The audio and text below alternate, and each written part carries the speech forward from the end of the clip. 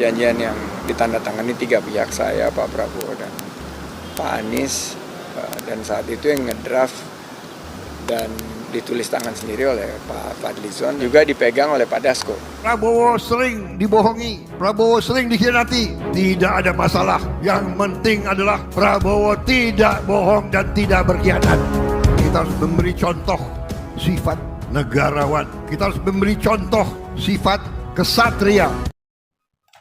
Assalamualaikum warahmatullahi wabarakatuh. Salam sejahtera untuk kita semua dimanapun Anda berada.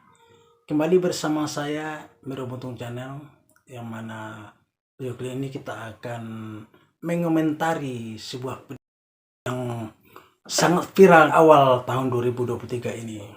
Perang yang sesungguhnya baru saja dimulai. Selama ini kita selalu melihat bahwa pendukung Pak Anies Baswedan dan pihak oposisi yang hanya bermain-main dan saling menyerang dan selalu mencari celah untuk saling menjatuhkan dengan pendukung Pak Jokowi, yaitu pihak pemerintah. Mereka terlalu asik dengan permainan ini, sehingga Pak Anies Baswedan dan para pendukungnya tidak pernah menduga bahwa mereka ditampar dengan begitu kerasnya. Genderang perang baru saja ditabuhkan oleh Partai Gerindra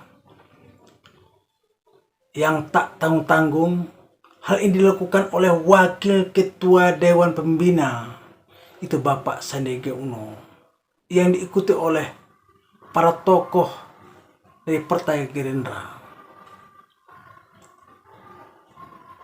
yang mana ada perjanjian tertulis antara Pak Anies Baswedan dan Pak Prabowo. Dan yang sangat mengejutkan adalah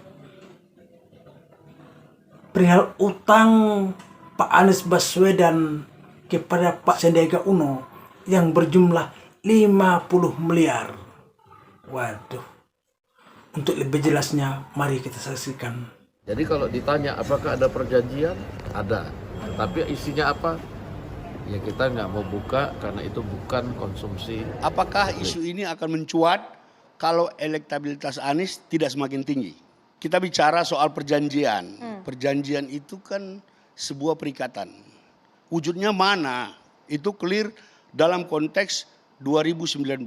Pak Anies mengatakan waktu itu termasuk Pak Prabowo mengajak beliau ya sebagai salah satu kandidat cawapres. Yang kedua soal uang dan segala macam itu, kita juga sudah dari awal kita sudah tanya. Jadi kita ini memang membongkar semua soal Anies sebelum kita deklarasikan 3 yang kemudian bisa dikorek, Bang. Kita tanya persis seperti tadi yang dengan narasi yang berbeda seperti yang dikatakan Andi tadi.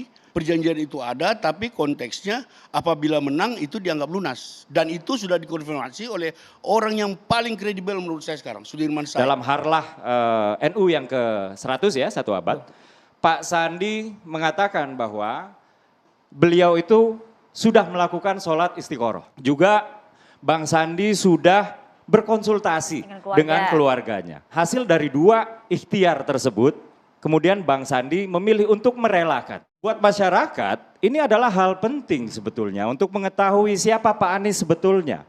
Apakah Pak Anies adalah seorang yang tepat utang atau enggak? Sekarang kenapa Pak Anies enggak bersuara? Bilang aja itu bohong. Undang-undang kita sudah mengakomodir pihak-pihak yang dirugikan oleh hoax. Silakan aja bilang ini bohong, ini hoax ya. Atau kalau perlu laporkan ke polisi. Nah itulah demokrasi. Perjanjian itu kan sebuah perikatan. Wujudnya mana? Bang Sandi tidak bisa membuktikan omongannya, itu beda. Ya? Saya pakai narasi lawyer. Sandi sampai sekarang tidak bisa membuktikan. Bang Sandi, karena beliau salah satu pelaku sejarah. Makanya beliau bilang, iya, jadi saya komit karena saya tahu perjanjian itu. Gitu loh. Kedua pendukung ini, baik itu pendukung Pak Anies Baswedan maupun pendukung Pak Prabowo, saling mengklaim kebenarannya. Ikuti terus channel saya ini. Salam NKRI.